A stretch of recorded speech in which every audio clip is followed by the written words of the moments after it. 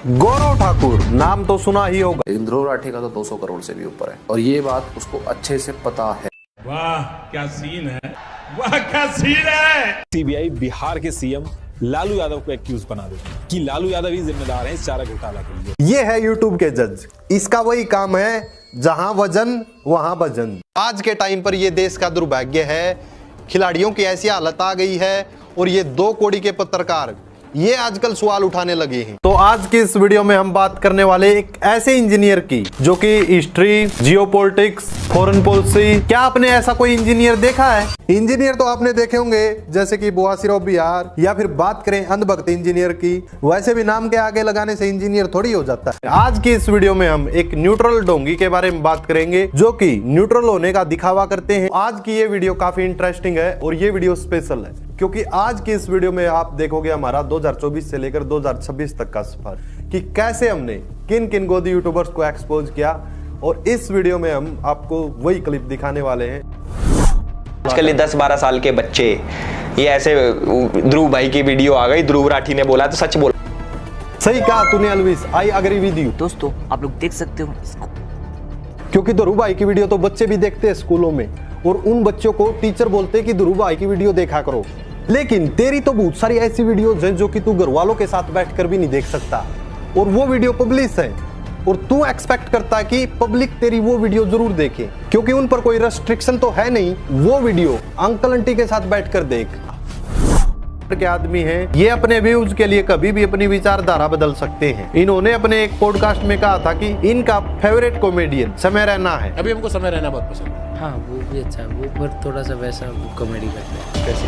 Dark comedy. और जब समय रैना के एक वीडियो के कारण उनका विरोध होने लगा तो व्यूज के लिए मिश्रा ने एक 13 मिनट की वीडियो और एक 17 मिनट की वीडियो अपलोड कर दी। इन वीडियोज में मिश्रा जी ने कहा कि ऐसे कंटेंट को तालियां नहीं बल्कि तमाचा मिलना चाहिए। ऐसे कंटेंट पर ताली नहीं तमाचा चाहिए। और खास बात ये दोस्तों, इनको ये सब कुछ पहले से ही पता था कि समय रैना स्टार्टिंग से ही एडल्ट कंटेंट बना रहे हैं। जिस वीडियो में मिश्रा जी कह रहे थे कि समय रैना मेरे फेवरेट कॉमेडियन है, उस समय भी मिश्रा जी अच्छे से जानते थे कि समय रैना एडल्ट कंटेंट बनाते हैं। बावजूद इसके भी इन्होंने उस टाइम तो बोल दिया कि फेवरेट कॉमेडियन है, लेकिन जब लोगों ने विरोध किया उस टाइम अपनी विचारधारा ही बदल ली। तब कहते कि ऐसे कंटेंट को तालियां नहीं बल्कि तमाचा मिलना चाहिए। लेकिन मिश्रा ने ये चीज उस टाइम नहीं सोची जब समय रैना को अपना फेवरेट कॉमेडियन बता रहे थे। शुभांकर मिश्रा कई लोगों को बिल्कुल सिंपल, जेन्युइन और एक क्लासिकल इंसान लगते हैं, लेकिन कई लोग नहीं जानते कि ये इंसान कैसी लैंग्वेज का यूज करता है। एक पॉडकास्ट में शुभांकर मिश्रा आपने 4 करोड़ का घर लिया, लोगों को आपसे इंस्पिरेशन लेना चाहिए। इस साल की उम्र में अगर आपके 13 मिलियन फॉलोअर हो जाते हैं, आप 4 करोड़ का, अगर ये भी गूगल में सही है 4 करोड़ का आप घर खरीद के लगाते हैं तो दुनिया को आपसे इंस्पिरेशन लेनी चाहिए। ये कहना चाहिए कि यार इसकी तरह बनो। जबकि शुभांकर मिश्रा अच्छे से जानते हैं कि अंजलि अरोड़ा में कुछ भी टैलेंट नहीं है, ना वो सिंगिंग अच्छे से जानती, ना वो पेंटिंग अच्छे से जानती,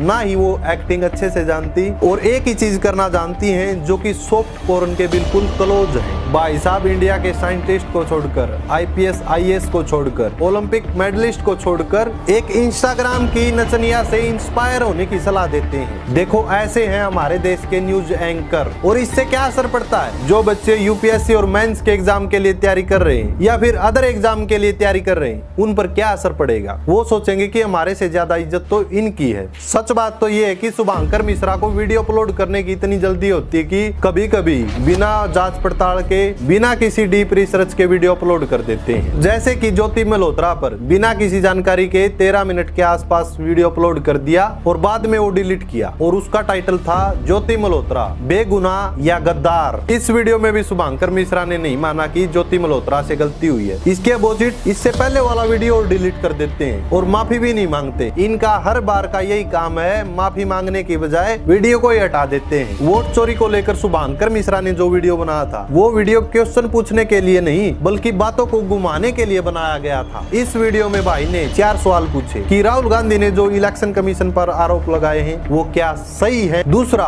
बिहार के SIR में कोई गड़बड़ है। तीसरा, क्या EVM मशीन हैक हो सकती है। और चौथा, क्या चुनाव आयोग निष्पक्ष है। और ये चारों सवाल इलेक्शन कमीशन से नहीं किए बल्कि इन बातों को घुमाया गया। इन सवालों के माध्यम से गवर्नमेंट के पक्ष में शुभांकर मिश्रा ने पूरी सफाई दी। आपके पास तो जवाब जवाब नहीं है, चलो इसका जवाब मैं दे देता हूँ कि ईवीएम हैक हो सकती है या नहीं। क्या ईवीएम में गड़बड़ की जा सकती है? हरियाणा के पानीपत जिले के बुआना गांव में 2022 में ग्राम पंचायत चुनाव हुए थे और उस इलेक्शन के दौरान सरपंच पद के प्रत्याशी मोहित 51 वोट से हार गए थे। मामला हरियाणा एंड पंजाब हाईकोर्ट चंडीगढ़ में गया, लेकिन वहां पर कोई सुनवाई नहीं हुई। बाद में सुप्रीम कोर्ट ने वो ईवीएम मशीन मंगवाई जिसमें वोटिंग की गई थी, और जब वोटों की गिनती दोबारा से की गई तो मोहित विनर निकले।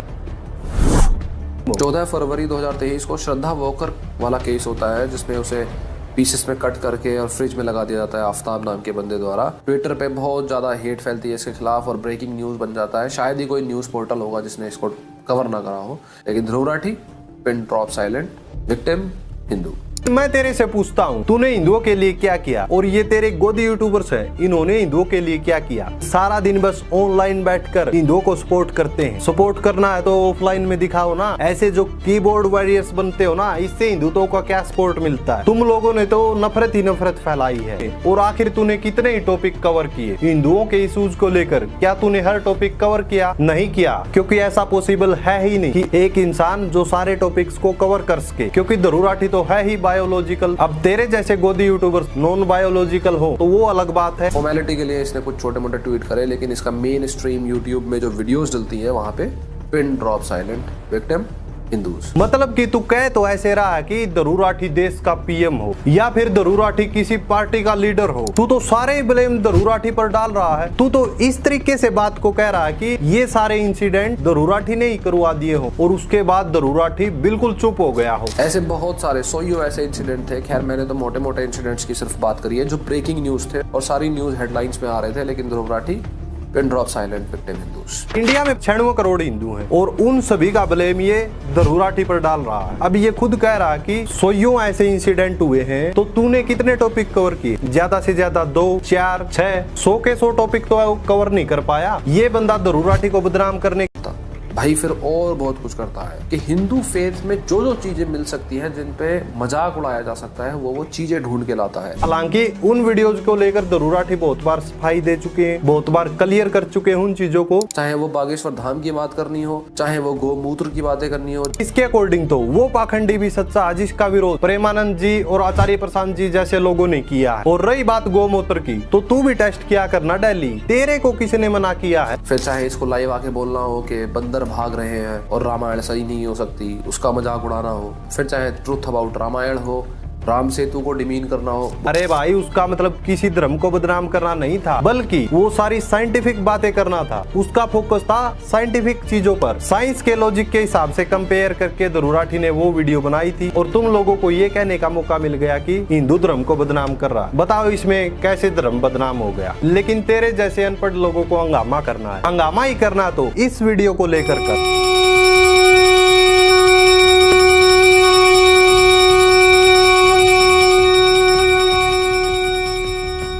लेकिन अब इनको नहीं बोल रहा कि पाकिस्तान चले जाओ, क्योंकि तुझे पता है कि तोड़फोड़ करने वाले भी हिंदू थे, और ये जो रंगारंग प्रोग्राम करने वाले भी हिंदू ही थे, और रंगारंग प्रोग्राम देखने वाले भी हिंदू ही थे।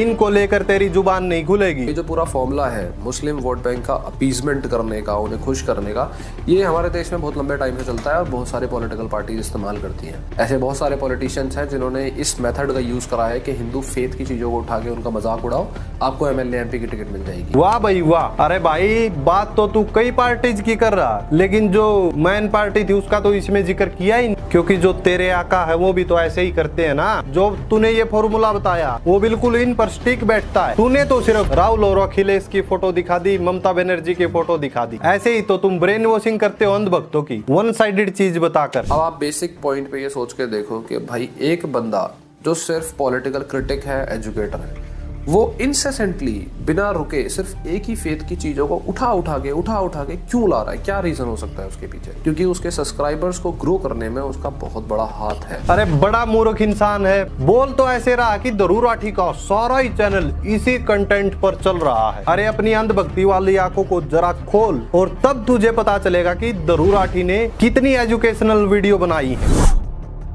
जब सीबीआई डायरेक्टर के अपॉइंटमेंट पर सवाल उठा, सीधा ही नॉर्थ कोरिया और चाइना के ट्रिप पर ले गया। पीएम मोदी पर ऑपोजिशन ने कई बार एलिगेशंस लगाए कि वो टॉप एग्जीक्यूटिव बॉडीज जैसे सीबीआई में अपने लॉयलिस्ट्स को इंस्टॉल करते हैं। इसमें भी सीबीआई डायरेक्टर पोस्ट पर ऋषि कुमार शुक्ला जी के अपॉइंटमेंट को लेकर ऑपोजिशन ने काफी उन्हें हेवीली क्रिटिसाइज किया था। उनका कहना था कि गवर्नमेंट ने इनकी अपॉइंटमेंट जानबूझकर सीबीआई डायरेक्टर के तौर पर की थी ताकि ऋषि जी, जो ऑपोजिशन के हिसाब से मोदी गवर्नमेंट के लॉयल ऑफिसर है, उनसे सरकार मन चाहे काम करवा सकती, क्योंकि सीबीआई का पॉलिटिकल इस्तेमाल ज्यादातर ऑपोजिशन के खिलाफ केसेस फाइल करने और इन्वेस्टिगेट करने में किया जाता है। भाई सवाल था कि भारत में सीबीआई पर सरकार का कंट्रोल होता है या नहीं, और जवाब मिला चाइना और नॉर्थ कोरिया में क्या होता है। अब यूजुअली चाइना में भी ऐसा ही होता है। उनके गवर्नमेंट बॉडीज में शी जिनपिंग कम्युनिस्ट पार्टी के ही टॉप पार्टी वर्कर्स को प्लेस करते हैं, और नॉर्थ कोरिया में तो वर्कर्स पार्टी ऑफ कोरिया यानी किम जोंग उन की सरकार ही सभी एग्जीक्यूटिव इंस्टीट्यूशंस को कंट्रोल करने के लिए सारे छोटे बड़े डिसीजंस पास करते हैं। मतलब जहां बात मोदी पर करनी थी वहां बात घुमाकर चाइना पर ले गया। टॉपिक को घुमाने में तो गौरव को मेडल मिला है, क्योंकि जब सीधा सवाल करना पड़ता है तो गौरव उस टॉपिक को घुमा देता है, और गौरव इस चीज में एक्सपर्ट है। अब सुनो इलेक्टोरल बॉन्ड पर इसका एनालाइज क्या बोलता है। दूसरा बड़ा काउंटर जो करंट गवर्नमेंट दे रही है वो ये कह रही है कि जब ये लॉ 2017 में पार्लियामेंट से पास हुआ था, तब ये इकलौता ऐसा लॉ था जिसमें सारे अपोजिशन पार्टीज एक हो गए थे और किसी ने भी इस लॉ का विद्रोह नहीं किया। इनफैक्ट ये लॉ फुल मेजॉरिटी में पास हुआ था, सबकी सहमति और सबकी रजामंदी से। लेकिन अब जब सुप्रीम कोर्ट ने इसे खारिज कर दिया अनकॉन्स्टिट्यूशनल कहकर, और उन्होंने देखा कि इलेक्शन नजदीक आ रहे हैं, तो वो सभी पार्टीज पलट गए, उन्होंने इसका विद्रोह करना शुरू कर दिया। हर जगह पर यही छाया हुआ है कि इलेक्टोरल बॉन्ड्स बीजेपी गवर्नमेंट के साइड से एक सबसे बड़ा फ्रॉड है। लेकिन असली बात क्या छुपाई गई। कांग्रेस ने 2019 के इलेक्शंस में कहा था कि अगर हमारी सरकार आती है तो इस इलेक्टोरल बॉन्ड जैसी स्कीम को खत्म कर देंगे, लेकिन गौरव ने इस बात का जिक्र किया ही नहीं।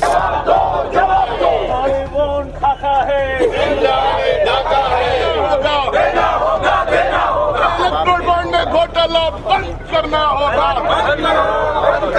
अरे इलेक्टोरल बॉन्ड तो खाका है, कानून की आड़ में चुनावी बॉन्ड लूट है, लूट है, लूट है। चुनावी चंदे में घोटाला बंद करो, बंद करो, बंद करो। उल्टा ऐसे दिखाया कि इलेक्शन से पहले सभी पार्टी साथ में हो और अभी पलटी मार रही हो, क्योंकि अगर ये चीज बता देता तो लोग समझ जाते कि कौन पहले से ही इस स्कीम के खिलाफ था। इसलिए जो बात उसके नैरेटिव के लिए ठीक थी बस वही दिखाया, और जो पूरी कहानी खोल सकती थी उसको चुपचाप छुपा दिया गया। लेकिन गौरव ने इससे भी डेंजरस पार्ट छुपा लिया, बताया ही नहीं कि कैसे कई केसेस में पहले ईडी की रेड पड़ती है और कुछ ही दिनों बाद वही कंपनी बीजेपी को इलेक्टोरल बॉन्ड का चंदा दे देती है, फिर उसी कंपनी को बड़ा कॉन्ट्रैक्ट मिल जाता है। गौरव ने ये चीज तो छुपाई ही, साथ ही साथ उन कंपनियों के नाम भी नहीं बताए। ये पूरा पैटर्न जहां रेड, डोनेशन और कॉन्ट्रैक्ट ये तीनों ही एक ही लाइन में जुड़ जाते हैं, इस पर एक भी शब्द नहीं बोला तो लोगों को समझ में आ जाता कि पैसा सिर्फ डोनेशन नहीं एक इन्वेस्टमेंट भी बन चुका है। ऐसे ही जब मणिपुर जहां पर रेप, मर्डर और ह्यूमन राइट्स का ग्रेव क्राइसिस था, वहां गौरव ठाकुर ने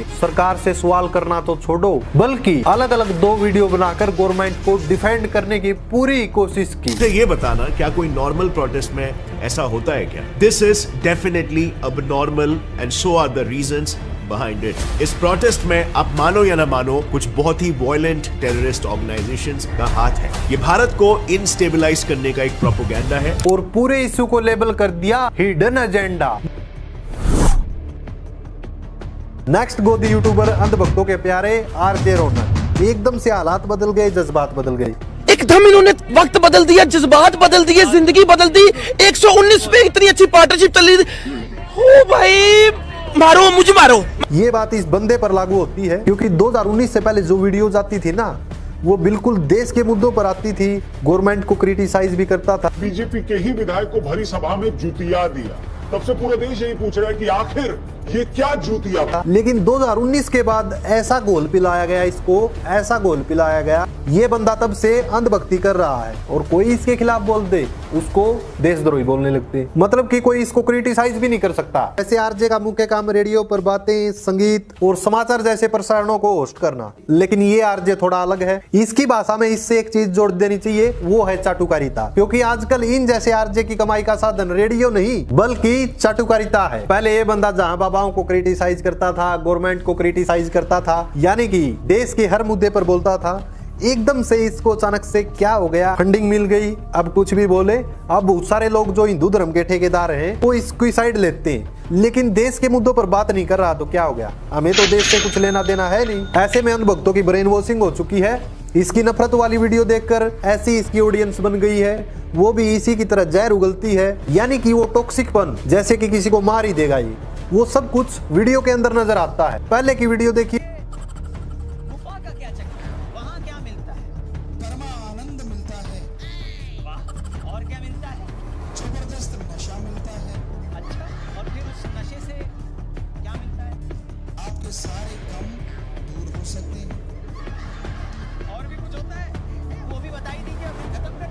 और अब की वीडियो देखिए। मगर जब मैंने धीरेन्द्र शास्त्री का ये वीडियो देखा, उसमें उस महिला के आंसू देखे, उस महिला की मां का रोना देखा, तो कहीं से ये नहीं लगा कि ये सब स्टेज है। इसी तरह के एक और वीडियो में जो ऐसी घटनाओं को नाटक बताते हैं, धीरेन्द्र शास्त्री ने पहले से कागज पर लिखकर कुछ सवाल रखे हैं। अब देखिए ये बंदा कितना टॉक्सिक हो गया, और जब गवर्नमेंट की कोई अचीवमेंट नजर भी नहीं आती थी, लेकिन आजकल इसको कांग्रेस की अचीवमेंट से ज्यादा बीजेपी की अचीवमेंट नजर आती है। इस बंदे को कोई मतलब नहीं देश की गरीबी से, इस बंदे को कोई मतलब नहीं स्टूडेंट प्रोटेस्ट कर रहे हैं, फार्मर प्रोटेस्ट कर रहे हैं, इस बंदे को कोई मतलब नहीं किसी पत्रकार की हत्या हो जाती है, इस बंदे को कोई मतलब नहीं कि दिनों दिन टैक्स बढ़ा रही है गवर्नमेंट, लेकिन इसको मतलब है इंडिया जीत गई या हार गई, इसको मतलब है चाइना और पाकिस्तान से, इसको मतलब है हिंदू मुस्लिम करने से। जितने भी मुद्दे मैंने बताए हैं, अगर आरजे रोनकिन पर अमल कर ले तो मान जाऊं मैं ये न्यूट्रल है, लेकिन ये बंदा जानबूझकर न्यूट्रल नहीं रहना चाहता, क्योंकि अगर ये न्यूट्रल रहने भी लगा तो इसके पापा जी बुरा मान जाएंगे, तो फंडिंग कहां से मिलेगी इसको, फिर चाटुकारिता कैसे करेगा।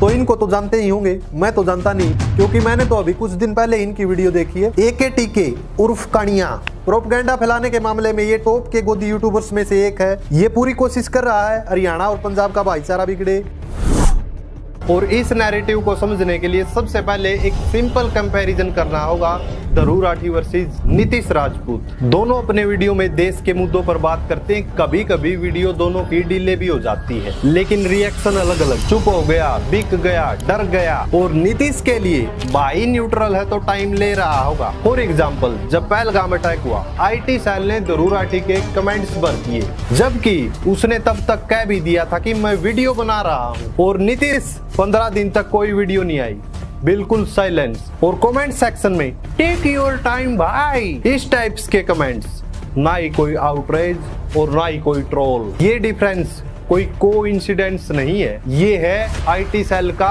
नैरेटिव कंट्रोल, जहां एक को बाइस साबित रखना हो और दूसरे को न्यूट्रल दिखाना हो, चाहे दोनों का डिले बिल्कुल सेम हो।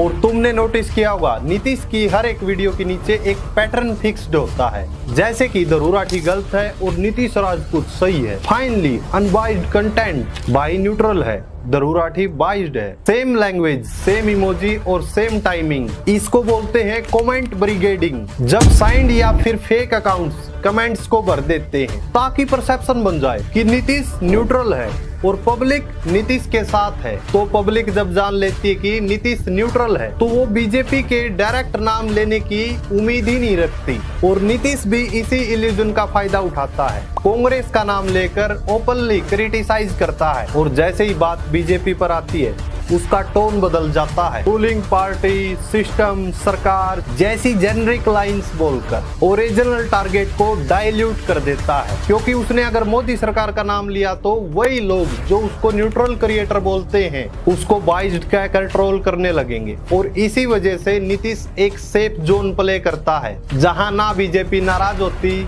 और ना ही ऑडियंस उसकी न्यूट्रलिटी पर सवाल उठाती। और इस पैटर्न का सबसे क्लियर एग्जांपल मिला इलेक्टोरल बॉन्ड्स वाली वीडियो में। 2022-23 तक नीतीश राजपूत की वीडियो में यूथ इश्यूज, एजुकेशन, इकोनॉमी जैसे टॉपिक्स होते थे, और सबको लगा बंदा जेन्युइनली समझने की कोशिश कर रहा है। लेकिन 2024 आया, इलेक्शन सीजन स्टार्ट हुआ, आई एक वीडियो इलेक्टोरल बॉन्ड्स एक्सप्लेन।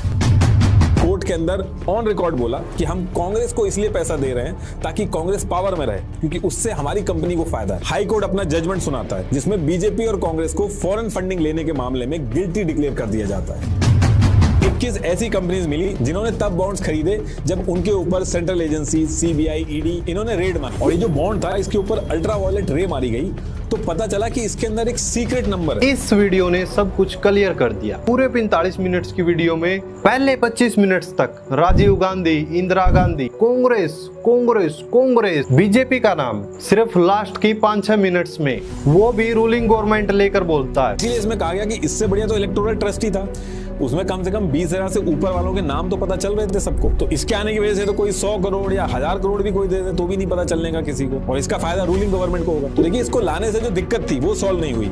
पहले भी रूलिंग गवर्नमेंट जो थी उसको ज्यादा पैसा मिलता था, अभी भी रूलिंग गवर्नमेंट जो है उसको ज्यादा पैसा मिल रहा है। तो मैदान में जब ये उतरते हैं तो रूलिंग पार्टी के पास 10 गुना ज्यादा पैसा होता है। तो ये एक फेयर गेम नहीं हो सकता। भाई मोदी गवर्नमेंट बोलने में क्या दिक्कत है, किस बात का डर है? सुप्रीम कोर्ट ने तो बीजेपी का नाम लेकर बोला था ये स्कीम अनकॉन्स्टिट्यूशनल है, पर आपको किस बात की दिक्कत है? आधी वीडियो में तो राजीव गांधी कांग्रेस कांग्रेस कर रहे थे और अब बीजेपी की बारी आई तो नाम नहीं लेना है। वैसे भी कैसे लेगा? जो लोग कमेंट्स में उसको न्यूट्रल बोलते हैं वो बीजेपी का नाम लेते उसको न्यूट्रल नहीं बोलेंगे। इसलिए अगर बीजेपी का नाम नहीं लोगे, बीजेपी पर सवाल नहीं उठाओगे तो तुम न्यूट्रल हो, और ये नीतीश अच्छी तरह जानता भी है और करता भी है। ये देखिए केरला स्टोरी पर भाई का क्या कहना है। इस फिल्म के जो डायरेक्टर है उनके ऊपर एफआईआर तक हो गया था ताकि इस फिल्म को बैन कर दिया जा सके, किसी भी तरीके से इसको रोक दिया जा सके।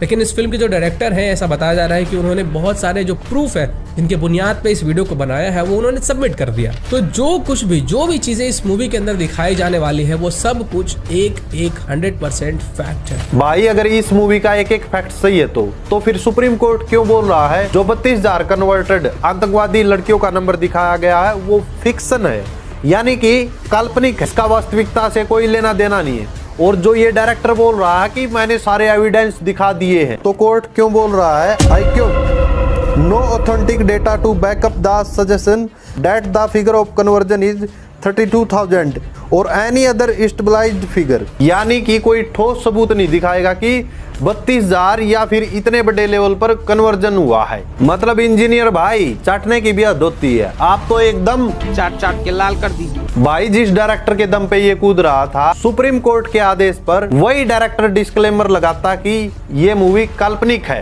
पर तब तक देश में दंगे हो चुके थे। बिल्कुल इसमें इस्लाम की सच्चाई बताई गई है, अल्लाह की सच्चाई बताई गई है। ऐसा कौन सा भगवान है, ऐसा कौन सा अल्लाह है जो आपको यह आदेश देता है कि जाके लड़कियों की रूह तक को छीन दो? हमारे श्री राम थे जो अपनी पत्नी की इज्जत बचाने के लिए श्रीलंका तक चले गए थे, अपनी सीता को वापस लाने के लिए, और आपके अल्लाह लड़कियों की इज्जत को ऐसे बेचने के लिए कहते हैं? शर्म आती है मुझे इस्लाम धर्म के ऊपर। Mind disturbing movie, mind disturbing. ये लोग को पाकिस्तान भेजना चाहिए, लिटरली ये मुल्लों को पाकिस्तान भेजना चाहिए। सारे अब्दुल एक जैसे होते हैं, सारे अब्दुल एक जैसे होते हैं। ऐसा क्यों लगता है सारे? क्योंकि मैंने आज तक जितने भी केसेस देखे हैं इसको लेकर, वहाँ पे सबके अब्दुल एक जैसे ही निकले हैं। मेरा अब्दुल, आपका अब्दुल, सबका अब्दुल एक जैसा ही है। जिस दिन काट के बंद हो गए ना तब समझ में आएगा। ऐसे सैकड़ों वीडियो जजीरे में दिखा नहीं सकता, पर आप उनकी भाषा समझ जाओ। और इससे इंडिया में कितना हेट फैला है। इस मूवी में रियलिटी के नाम पर बेशर्मों की तरह झूठ दिखाया गया है। खैर, डायरेक्टर से धोखा खाने के बाद इंजीनियर भाई मूवी रिव्यूअर का काम छोड़कर अब इलेक्शन कमिश्नर बना है। राहुल गांधी का फॉर्मूला है कि पहले इलेक्शन हार जाओ, पब्लिक के अंदर एलिगेशंस फैलाओ, लीगल कंप्लेन ना करो, एफिडेविट देने से मना कर दो, और फिर पूरे मीडिया के अंदर जाके छाती पीट दो कि हमारा वोट तो चोरी हो गया भाई, बीजेपी ने हमारा वोट चोरी कर लिया। सेक्शन 80 आरपी एक्ट के तहत इलेक्शन पिटीशंस फाइल किए जा सकते हैं, लेकिन फिर भी ये लोग करते नहीं। जब कर्नाटका के इलेक्शन कमीशन के ऑफिसर ने राहुल गांधी से कहा कि आप एफिडेविट दे दीजिए भाई कि इस लिस्ट में बहुत सारे प्रॉब्लम्स हैं, गलत लोगों का नाम जोड़ा हुआ है या फिर बोगस लिस्ट है, तो राहुल गांधी ऐसे गायब हो गए जैसे गधे के सर से सी। अरे ज्ञानी गणेश के नाती, अगर एफिडेविट के बाद जांच करोगे तो फिर अखिलेश यादव ने 18,000 वोट्स का एफिडेविट दिया था और अपोजिशन ने संसद में इस एफिडेविट का कॉपी दिखाकर प्रोटेस्ट भी किया था, ये बताने के लिए कि एफिडेविट तो एक बहाना है, असल में ध्यान मुद्दों से भटकाना है। ये तो अभी शुरुआत है, आगे आगे देखो भाई अपने मालिक को बचाने के लिए वोट चोरी पर क्या क्या बोलता है। बेंगलोर का जो महादेवपुरा कॉन्स्टिट्यूएंसी है वो बहुत बड़ी कॉन्स्टिट्यूएंसी है, अकेले यहाँ पे 6.5 लाख के आसपास वोटर्स है। और बेंगलोर के जो बाकी के और भी कॉन्स्टिट्यूएंसीज है जैसे कि शिवाजी नगर हो गया, छमा राजपेट हो गया, ये जो कॉन्स्टिट्यूएंसीज है ना ये बहुत ज्यादा मुस्लिम डोमिनेटेड एरियाज है और यहाँ पे बहुत सारे डुप्लीकेट वोटर्स पाए गए। ये बेंगलोर के शिवाजी नगर की लिस्ट है, इसमें आप देख सकते हैं 717 में ये जो नाम आ रहा है वही सेम नाम 244 में भी है। दोनों का नाम रहमतुल्लाह है, दोनों के पिता का नाम भी अब्दुल सलाम है, हाउस नंबर भी दोनों का 3 है। बस यहाँ पे एज आप देखिए कि डिफरेंट। महाराष्ट्र के जो मुस्लिम डोमिनेटेड एरियाज है ना, जहाँ से की कांग्रेस जीतती है, वहाँ पे एबनॉर्मल राइज देखा गया वोटर्स की संख्या में। धुले सिटी में 20.58%, मालेगांव सेंट्रल में 43%। जो फेक वोटर्स वगैरह है ना, वो आपके कॉन्स्टिट्यूएंसी में निकल रहे हैं। जहाँ जहाँ पे मुस्लिम डोमिनेटेड एरियाज है, वहीं पे ऐसी चीजें क्यों सामने आ रही है? एक बात तो माननी पड़ेगी, भाई कितना भी कोशिश कर ले, खुद को हिंदू मुस्लिम करने से रोक ही नहीं सकता। आखिर पार्टी का सवाल है ना। मतलब सेम कॉन्स्टिट्यूएंसी के अंदर सेम नाम, सेम पिता का नाम, सेम हाउस नंबर के साथ सिर्फ एज डिफरेंस है। यही सेम केस बैंगलोर के छमाराजपेट में भी है। 763 में आयशा बानू है, हस्बैंड का नाम है मोहम्मद हशीम, हाउस नंबर है 12/2। फिर 196 में सेम नाम आयशा बानू, हस्बैंड का नाम मोहम्मद हसीम, हाउस नंबर 12/2। और यहाँ की जो सीट है ना, वो एज एक्सपेक्टेड कांग्रेस ही जीतती है। अब कांग्रेस के खुद के जो कॉन्स्टिट्यूएंसी है ना, जहाँ से वो जीत रहे हैं, वहाँ से डुप्लीकेट वोटर्स निकल आ रहे हैं। अब मैं आपको केरला का केस दिखाता हूँ कुछ एग्जांपल्स के साथ कि कैसे केरला के अंदर वोटर फ्रॉड हो रहा है। ये इन स्क्रीनशॉट्स में आप देख सकते हो कि किसी एक वोटर के पास कभी 2 वोटर आईडी का नंबर है, कहीं पे सेम वोटर आईडी 2 लोगों के पास है, कहीं कहीं पे सेम वोटर आईडी तो 3-3 लोगों का भी है। भाई तो क्या राहुल गांधी इस तरीके से वायनाड में इलेक्शन जीते थे? मतलब उल्टा चोर कोतवाल को डांटे। ये फ्रॉड इंजीनियर राहुल गांधी से पूछ रहा है कि दूसरी कॉन्स्टिट्यूंसी में भी फेक वोटर्स हैं, उसका क्या? अरे भाई साहब, थोड़ा दिमाग है क्या? कुछ लॉजिक भी है क्या तुम्हारी बातों में? या फिर व्हाट्सएप यूनिवर्सिटी से ग्रेजुएशन कर ली? राहुल गांधी भी यही पूछ रहे हैं कि आखिर देश भर में इतने फेक वोटर्स क्यों हैं। उन्होंने ये नहीं बोला कि सिर्फ महादेवपुरा कॉन्स्टिट्यूंसी में ही इतने फेक वोटर्स हैं, और फेक वोटर्स का पता करके तो उनको लिस्ट से बाहर निकालने का काम तो ईसीआई का है। अगर ईसीआई इस काम को नहीं कर पा रहा तो सवाल ईसीआई से पूछा जाएगा। लेकिन ये गवार राहुल गांधी पर सवाल उठा रहा कि फेक वोटर्स क्यों हैं। भाई साहब, ये जवाब तो इलेक्शन कमीशन देगा ना, क्यों है फेक वोटर्स। लेकिन क्या करें, अंधभक्त बनने के बाद इनका दिमाग घुटनों में चला जाता है। Secular doggy. अरे ये आपका नया डॉगी है क्या? हाँ, ये विदेशी ब्रीड है, बहुत पैसे लगा के सेक्युलरिज्म के लिए ट्रेनिंग दी है। उजड़ा चमन जी खुद विदेश में बैठ के मोदी जी की आरती उतार रही है। तो रू करे तो देशद्रोही और तू करे तो राष्ट्रभक्त।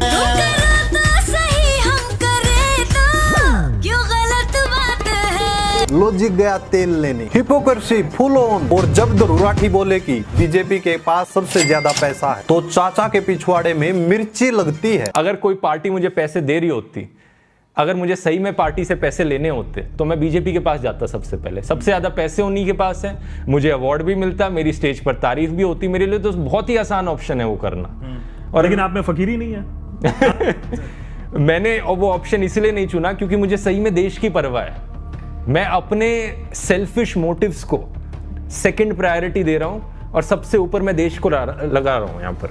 भाई झूठ क्या बोला? अगर दरुराठी को सच में ही पैसा लेना होता तो वो कांग्रेस से पैसा क्यों लेता? सीधा डायरेक्ट बीजेपी से ले लेता, जिनके पास 1000 करोड़ का आईटी सेल है। लेकिन जो मोदी से सवाल करे वो एंटी नेशनलिस्ट, और जो मोदी जी के पैर धोए वो न्यूट्रल एनालिस्ट। आज के टाइम में देश में सवाल करना भी एक प्रोपेगेंडा फैलाना हो गया है। देशद्रोही कौन हो गया, तू या फिर दरुराठी? प्रोपेगेंडा फैला कौन रहा है, तू या फिर दरुराठी? ये उजड़ा चमन का असली काम है। पब्लिक का दिमाग घुमाओ, मैन मुद्दों से ध्यान भटकाओ, और दरुराठी राहुल गांधी, अरविंद केजरीवाल, रवीश कुमार जैसे लोगों का नाम लेकर घुमा घुमा कर व्यूज कमाओ। और तेरे जैसे लोग जर्नलिस्ट नहीं बल्कि आईटी सेल के एंटरटेनर्स हैं। और सुन, कंटेंट बनाना सीख ले। ऐसे नहीं कि किसी के भी पीछे पागल कुत्ते की तरह भोगता रहे। और ये सिर्फ यूट्यूब पर भोगता ही नहीं बल्कि खालिस्तानी डिटेक्टर है। पंजाबी सेलिब्रिटीज को डिटेक्ट करता है एज ए खालिस्तानी। जिसको चाहे तब मन किया देशद्रोही का टैग ठोक देता है। और इस बार निशाने पर दिलजीत पाजी को लिया। भाई क्यों? क्योंकि उसने अपनी मूवी सरदार जी 3 में एक पाकिस्तानी एक्ट्रेस आमिर आनिया को कास्ट कर लिया। और उसी पर उजड़ा चमन जी चढ़ गए, बोले कि दिलजीत देश से गद्दारी कर रहा है। दिलजीत चाहता तो अपनी फिल्म को रिलीज होने रुकवा सकता था। और इस मूवी में क्लियरली वो सबसे बड़ा स्टार है, तो ऑब्वियसली उसका इन्फ्लुएंस बहुत है इस फिल्म पर और जो लोग इस मूवी को बना रहे हैं उनके ऊपर। अगर वो चाहे, अगर दिल से चाहे, नो पन इंटेंडेड, तो वो इस फिल्म को खींच सकता है, कैंसिल कर सकता है और लोगों का अगेन दिल जीत सकता है। अरे भाई, तुमसे किसने पूछा? मतलब कि अगर फिल्म रिलीज हो भी गई तो इसमें एक्टर गद्दार कैसे हो गया? और अगर दिलजीत दोसांझ मूवी को पोस्टपोन कर भी देता तो फिर ये दूसरे तरीके से उसको गद्दार बोलता। फिर ये कहता गिल्टी थी तभी तो मूवी को पोस्टपोन किया, खुद की गलती एक्सेप्ट करी। तुम जैसे लोगों का तो एक ही काम है, गाली देना। कोई कुछ भी करे तुम्हारे लिए सब खालिस्तानी। लेकिन ये खालिस्तानी मीटर सिर्फ आर्टिस्ट पर ही क्यों चलता है भाई? अनुराग ठाकुर क्रिकेट स्टेडियम में पाकिस्तान पाकिस्तानी क्रिकेटर के साथ गप्पे लड़ा रहे थे। इनके लिए वो देशभक्त है। लेकिन दिलजीत दोसांझ ने पाकिस्तानी एक्ट्रेस को कास्ट तो क्या ही कर लिया, उनके लिए ये देशद्रोही हो गया। क्या तुमने अनुराग ठाकुर को देशद्रोही बोला, क्रिटिसाइज किया, जैसे कि दिलजीत के पीछे हाथ धोकर पड़े हो? I mean कि खुद ही ब्लंडर्स मारते रहते हैं, खुद ही लोगों को मरवा देते हैं, फिर उनकी वीडियोस दिखाते हैं कि नहीं वो तो जिंदा है। फिर तो तुम्हारे लॉजिक के अकॉर्डिंग तो अंबानी भी देशद्रोही हो गए, क्योंकि अंबानी ने दिलजीत को अपने बेटे की वेडिंग में बुलाया था, फ्री में नहीं, करोड़ों पैसे देकर। कम से कम 20 मिनट और सर, आप बोले 30 मिनट और। तो ये क्या सिलेक्टिव गुस्सा भाई। और जब तुम्हारे भगत कमेंट में लिखते हैं मैं दिलजीत को बॉयकॉट करता हूँ, मैं दिलजीत का सॉन्ग नहीं सुनूंगा, मैं दिलजीत की मूवी नहीं देखूंगा, तो भाई बता दूं, दिलजीत तुम्हारे जैसे कीबोर्ड वॉरियर्स के लिए गाने नहीं बनाता। वर्ल्ड वाइड लोग सुनते हैं दिलजीत को। दिलजीत को तुम्हारे बॉयकॉट से एक घंटा फर्क नहीं पड़ता, 0.1% भी नहीं। मतलब तुम्हारा काम क्या है, जहाँ हिंदू मुस्लिम का एंगल बनता भी नहीं, वहाँ पर जानबूझकर हिंदू मुस्लिम करवाना। जहाँ लोग गवर्नमेंट से सवाल करें, उनको देशद्रोही, गद्दार, पाकिस्तानी सपोर्टर बता दो। यानी कि एक भारतीय होने के नाते हम गवर्नमेंट से सवाल भी नहीं कर सकते, सबको मुंह बंद रखना पड़ेगा, नहीं तो देशद्रोही कहलाओगे। हर इश्यूज का एक ही सॉल्यूशन है तुम्हारे पास, कॉन्फिडेंट झूठ। बलूचिस्तान 7000 BCE ओल्ड है, लेकिन मेजर साहब तो कुछ और ही कह रहे हैं। और भगत मंडली कमेंट्स में वाओ सर वाओ, मेजर साहब आग लगा दो पाकिस्तान में, आज ही खत्म करवा दो मेजर साहब। सच्चाई से कोई मतलब नहीं, जो मन में आया बोल दिया, बस लोगों को इमोशनल करना है देशभक्ति के नाम पर। वैसे मेजर साहब अपनी वीडियोज में कितनी झूठ बोलते हो, बहुत बहुत। इस पूरे 1 घंटे के दौरान मेजर साहब ने झूठ तो बोली ही, साथ ही साथ क्वेश्चंस को भी हाइड कर दिया। इनका काम है चश्मा उतारा और लगा दिया, चश्मा उतारा और लगा दिया। पूरी वीडियो में मेजर साहब ने ऐसी बातें की हैं जिनकी कोई सेंस नहीं बनती। रिपीटेड अगेन एंड अगेन वही बातें की, तुक्के मारना, प्रेडिक्शन करना, जो कि इनकी प्रेडिक्शन बाद में गलत निकल जाती है। अगर कोई इनकी पहली बार वीडियो देखता है तो ऐसा लगेगा कि इनसे तो बड़ा कोई ज्ञानी है ही नहीं, लेकिन जब वो ध्यान से इनकी वीडियो देखेगा तब पता चलेगा कि यार कितना फेंकता है ये आदमी। नीरज चोपड़ा तो केवल 89 मीटर फेंकता है, लेकिन ये बंदा 89 किलोमीटर तक फेंकता है। मेरी है काम। फिर जब बोला कराची, तो मैंने बोला हो ना हो ये INS विक्रांत ने करा है, हो ना हो INS विक्रांत ने करा है। मतलब कि मेजर साहब सिर्फ अंदाजा लगा रहे हैं कि हो ना हो, कि हो ना हो, पहले तो कंफर्म करो। लेकिन मेजर साहब की ऑलवेज एक थ्योरी होती है। इस पूरे 1 घंटे के दौरान मेजर साहब ने झूठ तो बोली ही, साथ ही साथ क्वेश्चंस को भी हाइड कर दिया। इनका काम है चश्मा उतारा और लगा दिया, चश्मा उतारा और लगा दिया। पूरी वीडियो में मेजर साहब ने ऐसी बातें की हैं जिनकी कोई सेंस नहीं बनती। रिपीटेड अगेन एंड अगेन वही बातें की, तुक्के मारना, प्रेडिक्शन करना, जो कि इनकी प्रेडिक्शन बाद में गलत निकल जाती है। अगर कोई इनकी पहली बार वीडियो देखता है तो ऐसा लगेगा कि इनसे तो बड़ा कोई ज्ञानी है ही नहीं, लेकिन जब वो ध्यान से इनकी वीडियो देखेगा तब पता चलेगा कि यार कितना फेंकता है ये आदमी। नीरज चोपड़ा तो केवल 89 मीटर फेंकता है, लेकिन ये बंदा 89 किलोमीटर तक फेंकता है। मेरी है काम। फिर जब बोला कराची, तो मैंने बोला हो ना हो ये INS विक्रांत ने करा है, हो ना हो INS विक्रांत ने करा है। मतलब कि मेजर साहब सिर्फ अंदाजा लगा रहे हैं कि हो ना हो, कि हो ना हो, पहले तो कंफर्म करो। लेकिन मेजर साहब की ऑलवेज एक थ्योरी होती है, मे बी। हाँ, कराची पोर्ट पर अटैक हुआ है, क्या अटैक हुआ है वो देखने वाली बात है, लेकिन अटैक तो हुआ है। यहां भी मेजर साहब को कोई कंफर्मेशन नहीं, खुद फेक न्यूज फैला रहा था कि भारत ने पाकिस्तान के ऊपर कब्जा कर लिया, पाकिस्तान के अंदर आर्मी घुस चुकी है। जोसेफ गोबेल्स की एक बहुत मशहूर कहावत है कि अगर एक झूठ को कई बार बोलो तो लोग उसको सच मानना शुरू कर देते हैं। और यही कहावत इनके मन में बैठ गई और ये भी अपने सब्सक्राइबर्स को ऐसे ही बेवकूफ बनाते हैं। हक है, और मैं तो यहां तक कहता हूं कि आपका हक नहीं है सवाल पूछना, आपका धर्म है, आपकी ड्यूटी है, आपका फर्ज है सवाल पूछना। तो आस्क क्वेश्चंस। बात है जहां पर सवाल पूछने की, वो सवाल आपने गवर्नमेंट से पूछे नहीं पूछे। और जो फेक न्यूज आप फैला रहे हो उसको सवाल पूछना नहीं कहते, उसको प्रोपगेंडा फैलाना कहते हैं। कैसे मेजर गौरव आर्या अपनी ऑडियंस को पागल बना रहे हैं। पाकिस्तान हेट का कार्ड प्ले करके अपनी ऑडियंस को खुश कर देता है। ऐसी ऐसी खबरें चलाई जाएंगी पाकिस्तान की तरफ से जो आपको डाउट करने पे मजबूर कर देंगी। जैसे कुछ ही दिन पहले खबर आई, पाकिस्तान ने बोला कि 5 राफेल गिरा दिए भारत के 5 राफेल, राइट? 5 राफेल गिरा दिए, 5 राफेल गिरा दिए। चलो मान लेते हैं कि पाकिस्तान की साइड से मिस इन्फॉर्मेशन दी गई या फिर फेक न्यूज फैली, लेकिन इसने इंडियन मीडिया पर एक बार भी सवाल नहीं किया, क्योंकि ये खुद ही उस गोदी मीडिया का हिस्सा है। Set fire to the Karachi port, आग लगा दो कराची में, फूंक डालो पूरे शहर। मेजर गौरव आर्या, क्या आपको लग रहा है पाकिस्तान का नक्शा बहुत बुरी तरह बिगड़ने वाला आज रात? मैं बता रहा हूं, आज की रात देखना कयामत की रात है पाकिस्तानियों, सो मत जाना, आज की रात को कयामत की रात है, तुम्हारे सर पे मौत का नंगा नाच हो रहा है। नहीं सो जाओ, लेकिन एक आंख खुली रख। पाकिस्तान वाले भी कैसे इसका मजाक बना रहे हैं, कह रहे कि पहले इस गोबर आर्या को संभालो। गजब बेइज्जती है। गौरव आर्या को लेकर कह रहे हैं कि पहले इस जोकर को संभालो, हमला बाद में करना। इस तरीके से मेजर गौरव आर्या ने अपनी इंसल्ट करवाई है, और इसके साथ साथ ये सुसु कैसे इसकी हमें मिला रहा है। देश का दुर्भाग्य है कि ऐसे जर्नलिस्ट टीवी चैनल्स पर हैं। अडानी ने जो बिहार में जमीनें ली हैं, उस मैटर पर कोई वीडियो नहीं, जबकि एक दिन में तो कई बार ये 2 वीडियोज अपलोड करता है। लेकिन जो देश के इश्यूज से रिलेटेड टॉपिक हैं, उन पर वीडियो नहीं, और वीडियो होगी तो सरकार के पक्ष में, यानी कि आम जनता से इसको कोई लेना देना नहीं। वोट चोरी वाली वीडियोस पर भी वे फालतू की नाप शनाप बातें करता। यही होता ना जब आप बुढ़ापे में शिलाजीत का हाई डोज ले लेते हो, तब ऐसी बातें होती हैं। और यहीं तक नहीं रुकता, आगे ये भी क्लिप देखिए। सारे कागज दे चुके हैं, पर बात हो रही है आईपी एड्रेस की कि ये कौन से मोबाइल नंबर ने डिलीशन किया। तो भैया कर्नाटका पुलिस को कहीं जाने की जरूरत नहीं है, अब तो सारा खेल ही बिगड़ गया। तुरंत अपनी कर्नाटका के संबंधित थाने से अपनी रवानगी दर्ज कराएं। एक टीम उत्तर प्रदेश प्रयागराज आए। बिल्कुल इलॉजिकल फैक्ट। इन सभी फैक्ट्स का काउंटर हम पहले वाली वीडियोज में भी कर चुके हैं। इसका काम है सिर्फ गवर्नमेंट को डिफेंड करना, किसी एक पार्टी को डिफेंड करना।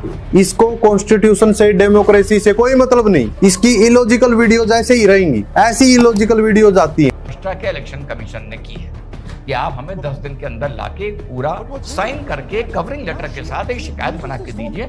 और ये समझ रहा कि जनता तो बेवकूफ है। अरे भाई साहब, राहुल गांधी ने जो कुछ बोला प्रूफ के साथ बोला है। जो कोर्ट केस वाली बात थी, वो रूल तो 2023 में बीजेपी ने चेंज कर दिए, तो फिर अब वहां पर कोई ऑप्शन ही नहीं बचता।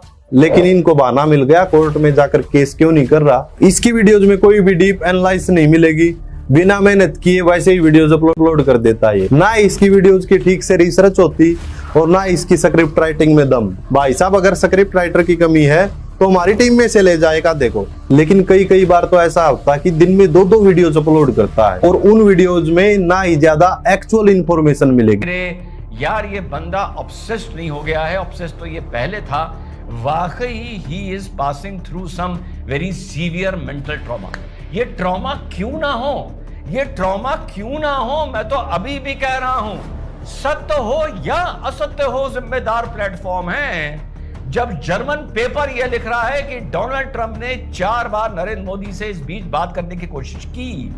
देश के इश्यूज से इसको कोई मतलब नहीं, इसको मतलब है अपना पेट भरने से। मैं एक ही चीज बोलना चाहता हूँ, चाहे तू दिन में 2 वीडियो अपलोड कर या फिर 20 वीडियोज अपलोड कर, लेकिन थोड़ी सी ना मात्र रिसर्च कर लिया कर। और ऐसी एक नहीं, इसकी सैकड़ों वीडियोज हैं बिना लॉजिक की। इस वीडियो में ये मोदी के पंजाब न जाने का रीजन भी बताता है। पंजाब में फ्लड जाए, पीएम क्यों नहीं जा रहा है, पीएम क्यों नहीं जा रहा है। अरे भैया, हर जगह हर आदमी नहीं जाता है।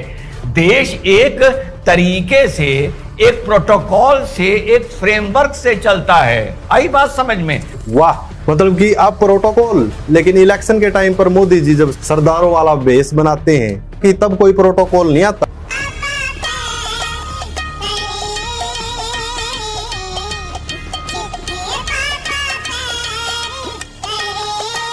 अब प्रोटोकॉल बीच में आ गया, और इलेक्शन के टाइम पर सब चंगासी।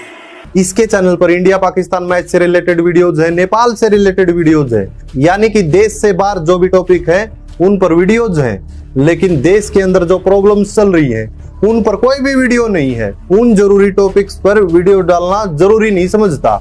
इसने जीएसटी को लेकर एक वीडियो बनाई, अब देखिए क्या बोल रहा है। 28% से घटाकर जीएसटी 18% मेरे भाई कर दिया गया है, और टोटल एक्सचेकर पे जो इसका असर पड़ रहा है 1 वर्ष में 48,000 करोड़ का असर पड़ रहा है। ये इतना जीएसटी लगाया किसने? पहले तो प्रॉब्लम क्रिएट करो और फिर सॉल्यूशन ढूंढ दो। और इस वीडियो में ये साबित करना चाहता है कि वाओ कितना मतलब कम कर दिया जीएसटी, ये सब कुछ कम कर दिया, मोदी जी की वजह से हुआ ये। लेकिन ये नहीं पता कि ये बढ़ाया किसने था। और उसी में बैकग्राउंड म्यूजिक चल रहा, मोदी है तो मुमकिन है। ये सब कोई एंकर या जर्नलिस्ट जैसे काम नहीं है, ये स्पेशली दलागिरी है। ये अपनी वीडियोज में सरकार की तारीफों के पुल बांधता है। चलो ठीक है, आप सरकार की तारीफों के पुल बांधो, आपको मना कोई नहीं कर रहा, लेकिन कम से कम झूठ तो मत बोलो। जो एक्चुअल में इश्यूज हैं, एक्चुअल में प्रॉब्लम है, उनसे ध्यान क्यों भटकाने की कोशिश कर रहे हो। तक कि कई लोगों का तो कहना है कि ऋषभ बिदूड़ी ने एसएससी स्कैम को लेकर वीडियो जरूर अपलोड की थी और उस वीडियो में गवर्नमेंट की साइड ली थी, लेकिन जब लोगों ने क्रिटिसाइज किया, लोगों ने गाली दी, तब वो वीडियो डिलीट कर दी। ऐसा ही एक टॉपिक वोट चोरी, जो कि लोकतंत्र के लिए सबसे जरूरी था। अपोजिशन ने इलेक्शन कमीशन और बीजेपी पर वोट चोरी के आरोप लगाए। ये एक सीरियस इशू था डेमोक्रेसी के लिए, क्योंकि अगर ये हरामखोर इस टॉपिक पर वीडियो बना देता तो बीजेपी को बचाना मुश्किल हो जाता। इसलिए इसने सोचा इससे अच्छा तो वीडियो ही ना बनाए, साइलेंट। लेकिन इस भाई ने इस टॉपिक से बचने के लिए एक तरीका निकाला और पता नहीं कहां से ये बात जोड़कर लाया कि अभी हमें इस टॉपिक पर बात नहीं करनी, क्योंकि अमेरिका के द्वारा भारत पर और भारत सरकार पर दबाव बनाया जा रहा है और ऐसे में हमें इस टॉपिक पर अभी बात नहीं करनी चाहिए। इंडियन गवर्नमेंट पे बहुत गंदे वाला प्रेशर जो है वो यूएसए की तरफ से आ रहा है, ये सबको पता है, ठीक है। और ये प्रेशर जो है ना वो इंडियन गवर्नमेंट पे नहीं है, वो इंडिया पे है। जब मैं आगे आपको समझाऊंगा तो आपको समझ में आएगा। इंडिया पे है तो फिर इंडिया को यूनाइटेड खड़ा होना चाहिए। उसके बाद वो बहरीन गए और बहरीन में जाकर उन्होंने किससे बातचीत करी, क्या हुआ, फिर इंडिया आए तो सीधे वोट चोरी की बात शुरू हो गई। राहुल गांधी वाला जो सेगमेंट है उस पर मैं कुछ नहीं बोलता, क्योंकि भाई देखो इतना हार्डकोर एलिगेशन लगाने से पहले हमें सोचना पड़ेगा। एट द सेम टाइम जो ये वोट चोरी वाली सीन है इस पे भी डिस्कशन होना चाहिए, लेकिन अभी नहीं। वाह, इसी को कहते हैं दलाल। भाई साहब वोट चोरी हुई है, डेमोक्रेसी खतरे में है, लेकिन ये भाई साहब कह रहा है कि अभी इस टॉपिक पर बात नहीं करनी है, बल्कि हमें अमेरिका द्वारा इंडिया और इंडियन गवर्नमेंट पर प्रेशर डाला जा रहा है, उस टॉपिक पर बात करनी चाहिए। मतलब कि टॉपिक हाइड करने का अलग ही तरीका। अरे गधे, लोग तो बेवकूफ हैं। मतलब कि तेरे पास 5 मिनट का भी टाइम नहीं है कि वोट चोरी जैसे इशू पर बात करने के लिए। सच बात तो ये है, तुझे और तेरे जैसे लोगों को देश से मतलब नहीं। असली गद्दार तो तुम हो। अगर तुझे सच में देश की चिंता होती तो एक बार वोट चोरी पर बात जरूर करता, क्योंकि ना सिर्फ ये एक पार्टी का जिक्र है, ना सिर्फ ये एक पार्टी की बात है, ये बात है डेमोक्रेसी की। पार्टी कोई भी हो, लेकिन वोट चोरी का जिक्र आया है तो इसका मतलब लोगों के हकों के साथ खिलवाड़ किया गया है। भारत का लोकतांत्रिक देश होना एक बेसिक स्ट्रक्चर है और भारत के लिए इससे महत्वपूर्ण मुद्दा क्या हो सकता है? तुम बीजेपी के पॉकेट के अंदर हो क्या? अगर एमएसपी पर खरीदना कंपलसरी हो गया तो इसका फाइनेंशियल बर्डन 10 लाख करोड़ के आसपास होगा। ये 10 लाख करोड़ वाला फिगर प्योर बिल्कुल गलत है, रॉन्ग इन्फॉर्मेशन, जो कि एक गिलास में फैलाया गया सभी गोदी यूट्यूबर्स को, ताकि एमएसपी की गारंटी को बदनाम किया जा सके। ये फिगर एज्यूम करता है कि गवर्नमेंट को हर एक क्रॉप का हर एक ग्रेन एमएसपी पर खरीदना पड़ेगा, जो बिल्कुल गलत है। फार्मर्स की ये डिमांड नहीं है कि गवर्नमेंट सब कुछ खरीदे। डिमांड बस इतनी है कि एमएसपी एक लीगल गारंटी बने, ताकि जब मार्केट प्राइसेस एमएसपी से नीचे जाए तो गवर्नमेंट को मिनिमम एमएसपी प्राइसेस पर खरीदना ही पड़ेगा।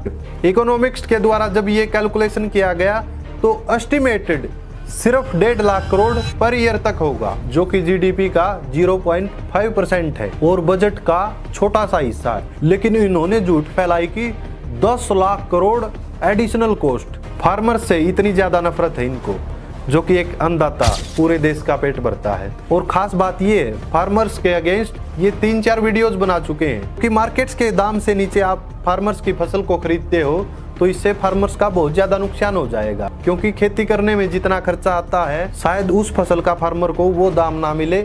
ये तो वही बात हो गई, उतने की तो कमाई नहीं होगी फार्मर की जितने का खर्चा आ जाएगा उसका खेती करने में। तो इसीलिए एमएसपी की गारंटी फार्मर्स चाहते हैं। लेकिन आपके पाँव ने तो 2022 में फार्मर्स की इनकम को डबल करने का वायदा किया था। क्या फार्मर्स की इनकम डबल हुई? नहीं हुई। एक किसान को मिनिमम सपोर्ट प्राइस नहीं दे रहे, ये कैसा डेवलपमेंट? कैसे विश्व गुरु बन गए हम? अगर तुझे सच से प्रॉब्लम है तो फैक्ट्स पढ़, वीडियोस देख। तो हुआ क्या, ये सदगुरु जी ने ट्वीट किया कि we should have reclaimed the name Bharat when the British left. अब सेकंड को सुना तो क्या लिखा उन्होंने कि भैया जब पहले भारत था, अभी फिर अंग्रेज आए तो हम इंडिया बोलने लगे, कॉन्स्टिट्यूशन में दोनों नाम है, इंडिया दैट इज भारत, तो हमें अब भारत रिक्लेम कर देना चाहिए। हमारा पुराना नाम भी था, किसी ने चेंज किया, तो भैया और तुम्हें कोई किडनैप करके ले जाए वो तुम्हें अब टोनी टोनी बुलाने लगे, तो भाई जब जेल से छूट के आओगे, उसकी जो टोनी तुम्हें बुला रहे थे जो लोग, उनकी गिरफ्त से छूट के आओगे, तो भैया क्या तुम टोनी को बाप बना लोगे या फिर तुम्हारा नाम था उसी से। तो उन्होंने इसको एंटी इंडिया की तरफ ले गए। एंड फॉर समहाउ मुझे लगा ये ऐसे जो पूरा एक जो गुटका है ये हमेशा ऐसे लोगों पे जो धार्मिक है, जो धर्म को बढ़ावा देते हैं, जहाँ पे जिनकी फॉलोइंग बढ़ रही है, जो जेंजी से भी कनेक्ट करते हैं, इनसे प्रॉब्लम है। तो इसमें मुझे पता इसमें कहाँ से एंटी इंडिया होगा, कोई सेंस है। फिर ये बंदा घुमा फिरा कर सदगुरु वाले ट्वीट पर आ गया जहां इंडिया वर्सेस भारत की बात की गई थी, और ये बंदा कह रहा कि ध्रुव राठी तो इसको पॉलिटिकल बना रहा है, जबकि सदगुरु तो इसको स्पिरिचुअल बोल रहा था। सच बताऊं तो ये पूरा ही ड्रामा पॉलिटिकल है फ्रॉम वन डे। ये कंट्रोवर्सी तब उठी थी जब अपोजिशन ने जुलाई 2023 में अपने कोalition का नाम इंडिया रखा, और बीजेपी वालों को ये नाम इतना ज्यादा चुभा कि वो काउंटर अटैक में भारत नाम यूज करने लगे। जैसे G20 समिट 2023 में इनवाइट कार्ड्स पे प्रेसिडेंट ऑफ भारत लिखा, मेन्यू कार्ड्स पर भी भारत लिख दी। ये कोई कल्चरल रिवाइवल नहीं था, बल्कि इलेक्शन से पहले अपोजिशन को ट्रोल करने की टैक्टिक्स थी। इंडिया को हम भारत बोल के ही दबा देंगे। और फिर अप्रैल 2024 में NCERT की बुक्स में इंडिया की जगह भारत को रिप्लेस कर दिया। फिर सदगुरु ने ट्वीट किया, we should have reclaimed Bharat when the British left, India has no meaning, bring Bharat into Delhi palace. Dhruv ने सही कहा, both name are in constitution but you are playing divide and rule for politics. Constitution में तो दोनों नाम है और क्यों कंफ्यूजन फैला रहे हो।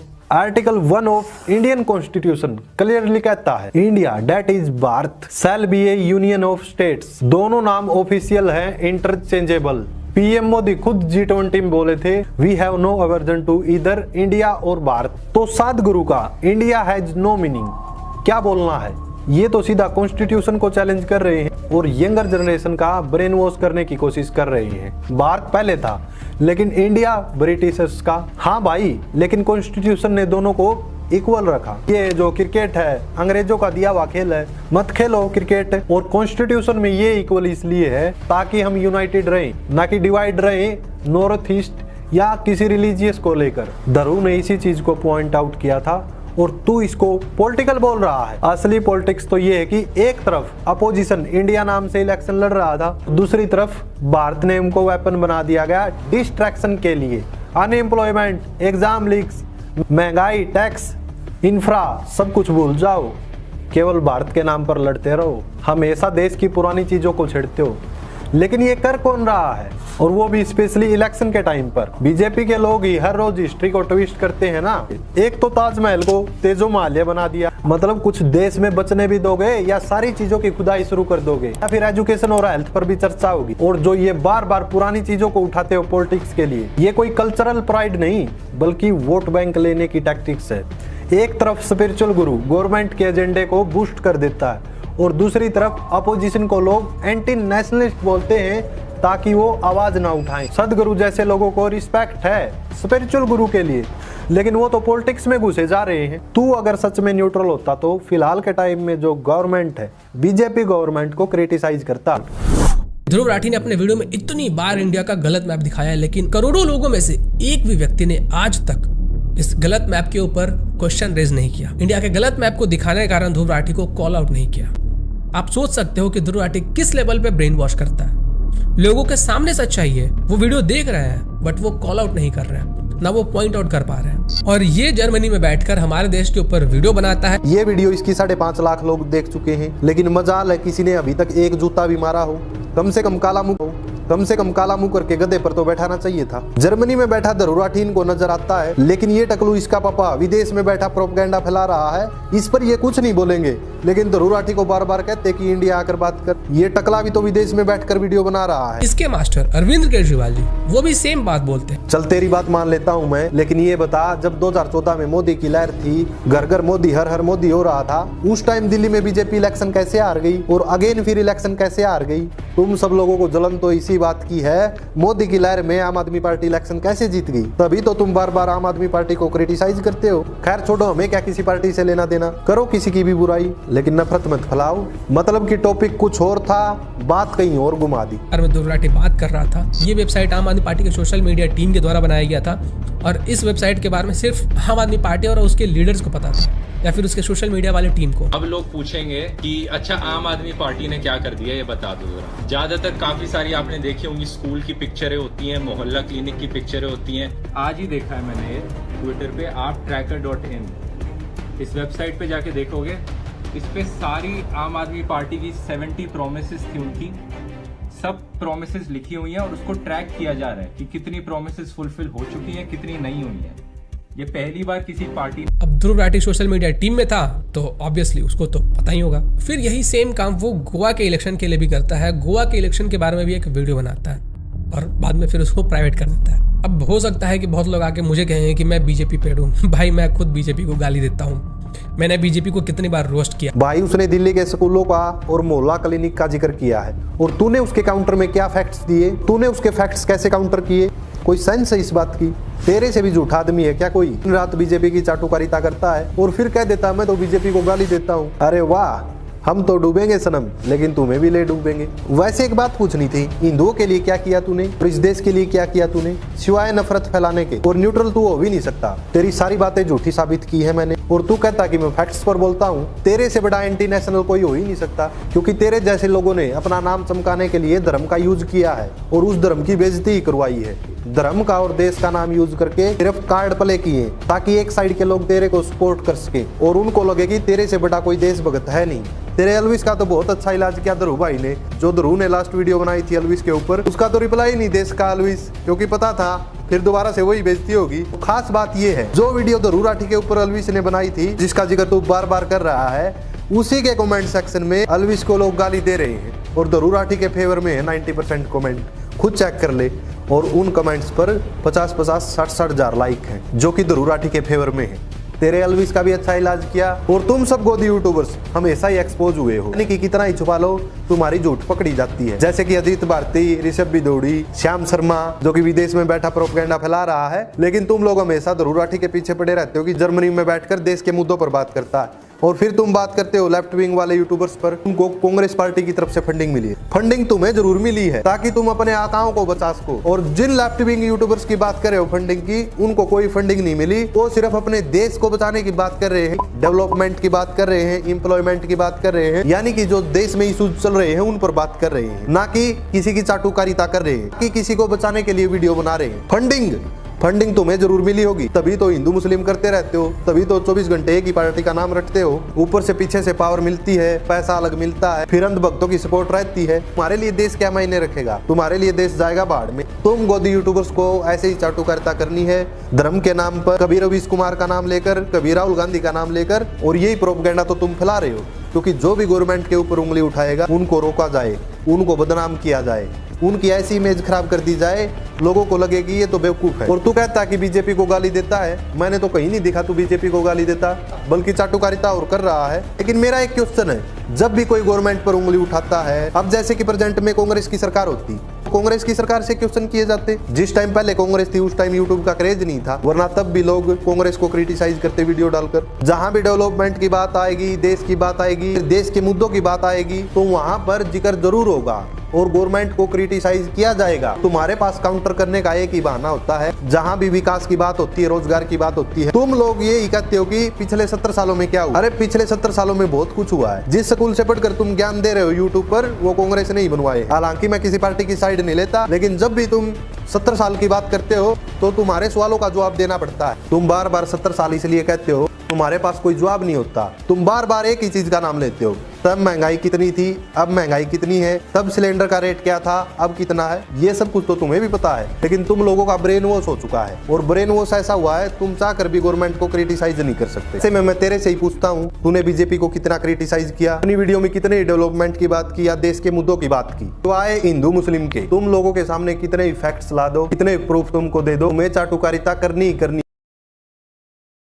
उधर से धमकी मिली, तब फिर एक वीडियो आती है, ये और वीडियो देखिए। रजत दलाल एक ऐसा इंसान है जो कि अपने कल्चर से भी प्यार करता है, साथ साथ में वो वुमेन की रिस्पेक्ट भी पूरी मेंटेन करता है, उनसे दूर भी रहता है। इस रियलिटी शो में भी आपने कई ऐसे उदाहरण देखे होंगे जो कि आप स्क्रीन में भी देख सकते हैं। आज ही बदल लिया साला। यानी कि ये भी नीतीश कुमार से कम नहीं है। इनफैक्ट स्ले पॉइंट वाली वीडियो में भी इसने बिल्कुल वन साइडेड दिखाने की कोशिश की, और थोड़ा बहुत स्ले पॉइंट की साइड इसलिए बोला, ये इसको पता था कि वो सही है, बिल्कुल सही है, क्योंकि जो डेटा इंटरनेट पर पहले से अवेलेबल है। तूने गुंडे को गुंडा बोल दिया तो गलत क्या है? उसने वही वीडियो यूज की जो कि पहले से अवेलेबल थी इंटरनेट पर। अपनी वीडियो में एल्विस की मदर के बारे में जिक्र किया, इसको वो चीज नहीं दिखी। एल्विस बार बार अपनी वीडियो में रशियन का जिक्र करता है फैमिली के साथ। बेसिकली तो वहाँ पे रशियन वगैरह आ रही है, तो उसके लिए तो मम्मी आपको पता है रशियन आ रही है, 6 रशियन मंगा रखे मैंने।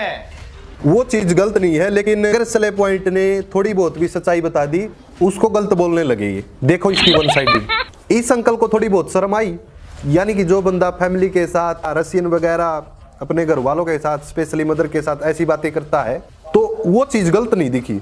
लेकिन किसी ने सच्चाई बता दी, गुंडे को गुंडा बोल दिया और रियलिटी बता दी, वो चीज इसको एकदम से चुभ गई।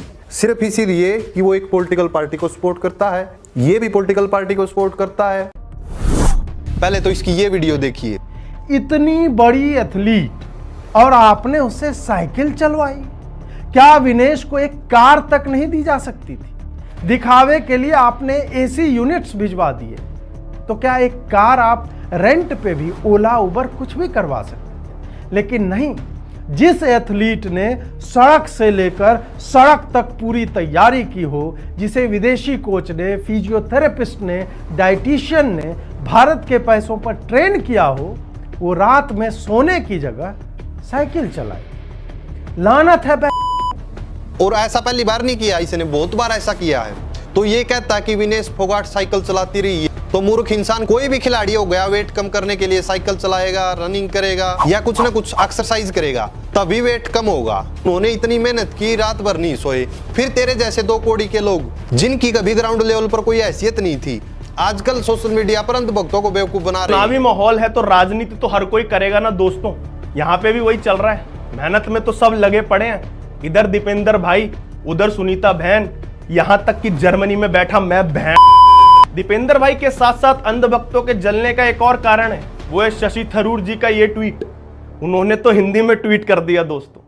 वैसे थरूर साहब का ट्वीट पढ़ने के बाद मैं विनेश को एक सलाह तो दूंगा कि टिकट मिल रहा हो तो विधानसभा का ही लेना बहन, लोकसभा मत जाना, क्योंकि लोकसभा की स्थिति तो तुम्हें पता ही है। नेताओं की प्रतिक्रियाओं से इतर रैली में इतना मान सम्मान देखकर विनेश जी ने भी कहा कि ये मान सम्मान तो हजारों देश के खिलाड़ियों ने मेहनत की थी, उसने 23 साल तक मेहनत की और तेरे जैसा चाटुकार कुछ पैसों के लिए उसकी बुराई कर रहा है। विनेश फोगाट प्रोटेस्ट कर रही थी, जंतर मंतर पर लाठियां पड़ रही थी, तब कहां गया था तू? आईटी सेल ने विनेश फोगाट को बदनाम करने के लिए क्या कुछ नहीं किया, वो सबको पता है।